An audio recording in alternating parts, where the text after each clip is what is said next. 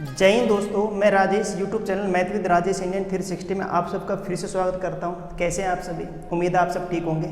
RRB group D 3/10/2018 shift 1 का question paper आज से हम फिर से करना शुरू करेंगे। ठीक है, हाँ, हम रुक्मणी के प्लेटफॉर्म की बुक के 146 क्वेश्चन कर चुके हैं। 147 से आज से हम शुरुआत करते हैं। तो आपको बताना है बेटा कैसा आपको सेशन कैसा लग रहा है, कैसा नहीं लग रहा है। आप अपने कमेंट्स बॉक्स में ज़रूर लिखें। और आप इन वीडियो को जो आपने अगर नहीं देखी है तो बेटा एक बार आप उनको अवश्य देख लें। क्लियर है भाई? ठीक है, हाँ। तो बेटा करें शुरू। तो आज से मैं 147 क्वेश्चन शुरू करा रहा हूँ, है ना। हाँ, तो बेटा आज से हम शुरुआत कर रहे हैं 3/10/2018 डेट का शिफ्ट 1 के क्वेश्चन पेपर को, जो कि 147 से प्लेटफॉर्म की बुक के 147 क्वेश्चन से शुरू हो रहा है। ठीक है बेटा, ठीक है। देखो बेटा पहला क्वेश्चन देखो, एक वर्गाकार प्लेट जिसकी प्रत्येक भुजा 7 सेंटीमीटर, प्रत्येक कोने से 0.25 सेंटीमीटर स्क्वायर क्षेत्रफल का एक वर्ग काटा जाता है। बाकी बचे भाग को कट के साथ मोड़कर एक घनाभ बनाया जाता है। इस खुले शीर्ष वाले घनाभ का आयतन सेंटीमीटर क्यूब होगा। भाई ये क्वेश्चन है, मतलब आप समझे नहीं तो बेटा एक बार यहाँ पे देख लो आप। एक वर्गाकार प्लेट है, एक वर्गाकार क्या है? प्लेट है जिसके चारों कोने काटे जाते हैं। ठीक है ना, प्रत्येक कोने को काटा जाता है, प्रत्येक कोने को काटा जाता है। और जिसका क्षेत्रफल आपको दे रखा है 0.25 सेंटीमीटर स्क्वायर।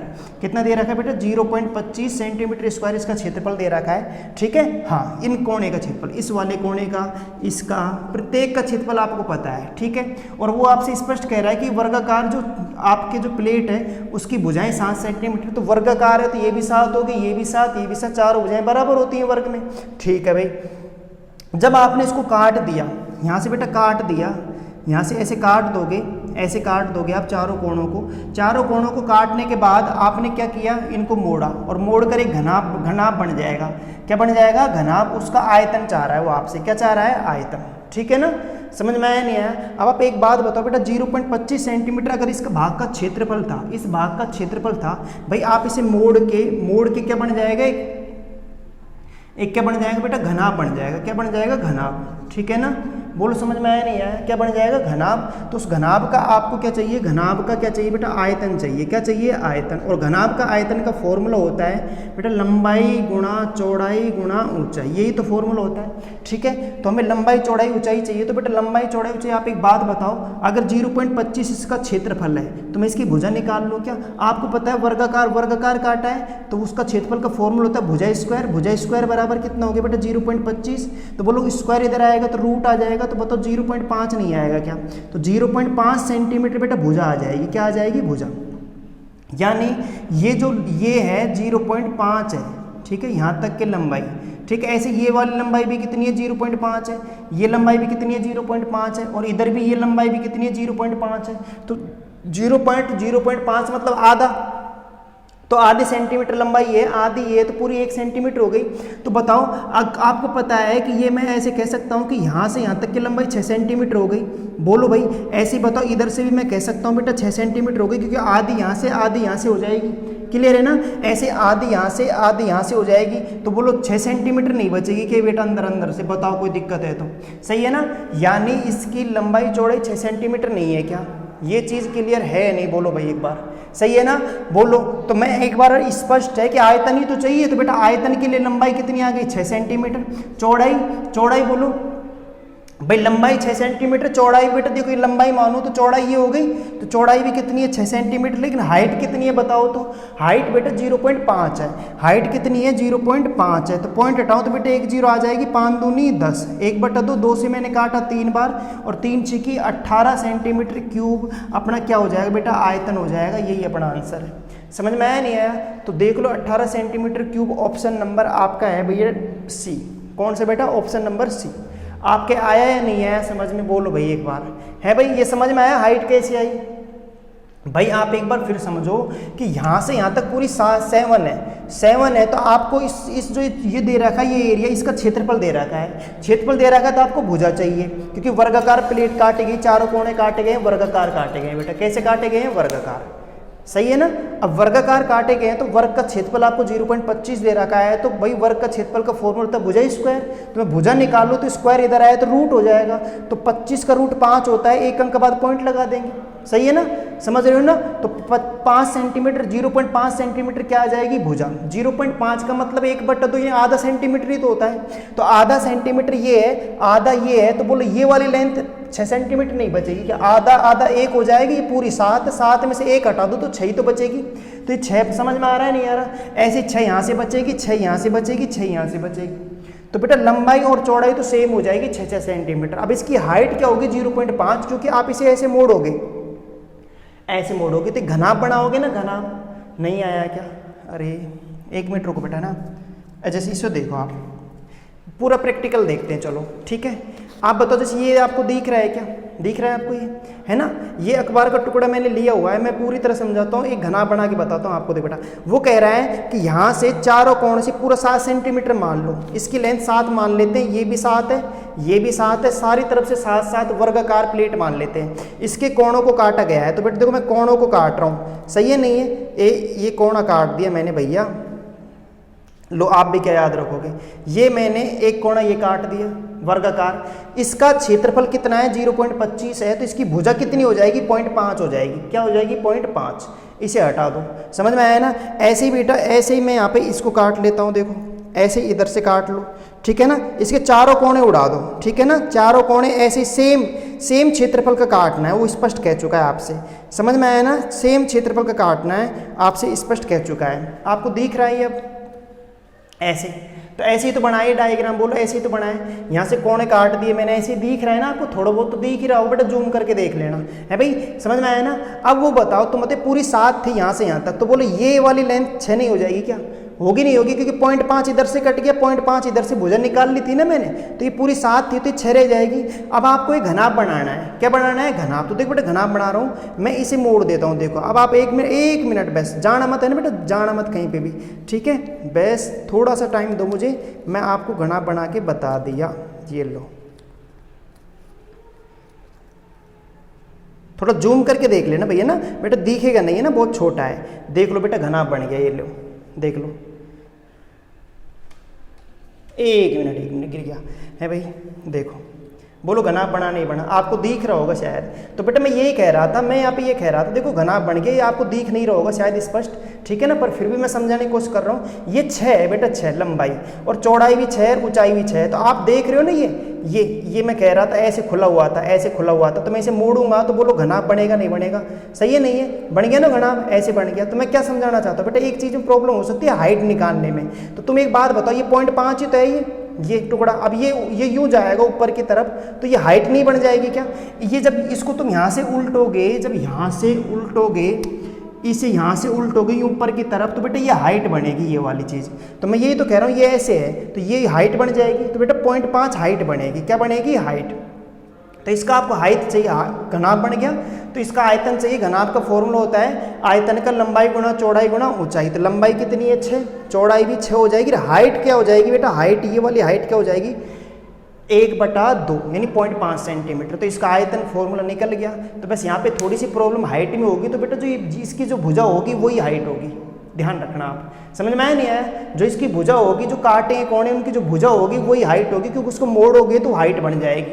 समझ में आया नहीं आया, ठीक है, क्लियर है, आगे चलें। ठीक है भैया ना बेटा, समझ में आ गया होगा आपके ना। तो एक छोटा सा क्वेश्चन था, वैसे आपको समझना है, बाकी कुछ नहीं करना है, सवाल में कुछ भी नहीं है, सवाल कुछ सेकंडों का ही है, ठीक है ना। हाँ, इसमें कुछ नहीं, केवल समझने वाली बात थी। नेक्स्ट क्वेश्चन देखते हैं बेटे, इसे देखो एक बार आप, 148 क्वेश्चन, ठीक है। 148 क्वेश्चन देखें हम, तो रघु ने 14,360 में एक वस्तु खरीदी, सही है ना। रघु ने कितने में खरीदी बेटा, क्रय मूल्य दे रखा है आपको, रघु ने कितने में खरीदी है 14,360 रुपये में एक वस्तु खरीदी है और इसकी ढुलाई पर 240 रुपये खर्च किए हैं, सही है ना। इसकी ढुलाई पर खर्चा हुआ है, ढुलाई पर जो खर्चा हुआ है वो कितना हुआ है बेटा 240 रुपये खर्चा हुआ है। कितना हुआ है 240। तो आप मुझे बता सकते हो क्या, ढुलाई पर मतलब किराया विराया दे दिया, कोई वस्तु मार्केट से लेके आएंगे तो उसका किराया 240 दे दिया। तो एक बात बताओ, जब घर पर वस्तु आएगी तो आप तो यही कहोगे ना कि भैया वस्तु तो मेरे 14,600 की आई है, जोड़ दोगे आप तो टोटल इस खर्चे को भी इसी में जोड़ के बताओगे। आपसे पूछेगा भाई कितने की आई है, तो आप कहोगे यार इतने में पड़ गई हमारे भैया, सही है नहीं है।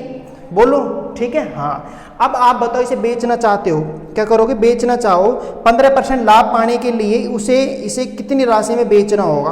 बेटा 15% लाभ चाहिए तो भाई बहुत सीधी सी बात होगी, विक्रय मूल्य निकालना है। तो 14,600 गुणा 115 बटा कितना आ जाएगा बेटा 100। लाइट चली गई बेटा, सॉरी है ना, ठीक है। हाँ, तो थोड़ा सा इंतजार कर लेते हैं, बाकी आप इस क्वेश्चन को कर लेंगे। अगर लाइट नहीं आती है तो आप इस क्वेश्चन को कर लोगे, ठीक है ना। तो आप 14,600 पर 14,600 गुणा 115 बटा 100 करना, ठीक है भाई, ठीक है। उस कैलकुलेशन को हम सॉल्व करेंगे तो हमारा आंसर प्राप्त हो जाएगा, ठीक है भाई, ठीक है ना बेटा। तो बाकी लाइट आ गई है, ठीक है ना। हाँ, तो बेटा ये समझ में आया, 14,600 रुपये आपका क्या है बताओ, क्रय मूल्य हो गया। टोटल क्रय मूल्य इस पर निकलेगा, ध्यान रखना इस पर नहीं निकलेगा क्योंकि ये खर्चा इसमें ऐड होगा। तो 14,600 भाई आप बताओ, किराया विराया दिया है तो उसको टोटल बताओगे ना, आप बेचोगे तो पूरा औसत लगा लोगे कि भाई मैंने कितने में लेके आया, कितना खर्चा हो गया, मरम्मत पर कितना हुआ, उस पर कितना, सब लगा के फिर आप बेचने की कोशिश करोगे। तो बताओ मुझे लाभ चाहिए, तो इस वस्तु मेरी इतने में पड़ी है, इसको मैं अगर लाभ विक्रय मूल्य निकालना चाहता हूँ तो विक्रय मूल्य के लिए 100 नीचे रहता है, 15% का लाभ चाहिए तो 15 जोड़ देंगे, हानि चाहिए तो घटा देंगे 100 में से। कैलकुलेशन कर लो बेटा, ये कर लेते हैं, सही है नहीं है। अब वैसे आप इसे गुणा कर लो, क्या कर लो, गुणा। तो बेटा मैं ऑप्शन से आराम से कर लूँगा, ऑप्शन में पकड़ में आ जाएगा। देखो बेटा इसमें 5 6 की 30, 0 0 यहाँ पे 4 ऑप्शनों में है, लेकिन किसी में 2 जीरो हैं, किसी में 3 जीरो है, 2 में 1 जीरो है। तो बेटा एक ही जीरो आनी है, ये तो निश्चित है। 5 6 की 30 है, 5 चौके 20 हासिल आएगी, लास्ट में 1 जीरो आएगी। तो वो ऑप्शन कौन सा है, 2 ऑप्शन है, एक तो ए और एक बी है। आप गुणा कर लो थोड़ा सा आगे, तो 5 6 की 30, 5 4 9 है ना बेटा, ऑप्शन बी हो जाएगा। कौन सा हो जाएगा, बी। 16,790, जीरो तो एक आ गया और 9 और बन जाएगा। तो हमने 2 अंक तक देख लिए, यहाँ पे कितने अंक तक देख लिए, 2 अंक तक। तो 2 अंक तक आप ऑप्शन में देख लेना, बस यहाँ आगे कैलकुलेशन मत करना। समझ में आया नहीं आया, ठीक है ना। हाँ, बाकी आप करके देख लेना, गुणा बेटा 16,790 आएगा। ऑप्शन बी हमारा करेक्ट आंसर है इसका। क्लियर है क्या, हाँ भाई बोलो। नेक्स्ट क्वेश्चन देखते बेटा, है ना, सिंपल क्वेश्चन था। क्वेश्चन नंबर 149 देखते हैं। क्वेश्चन नंबर 149 एक बार आप देखो भाई क्या कहता है आपसे, ठीक है।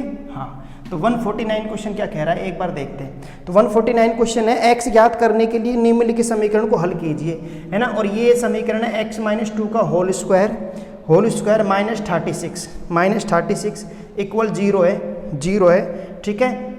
और x एक क्या है बेटा, x एक नेचुरल नंबर है।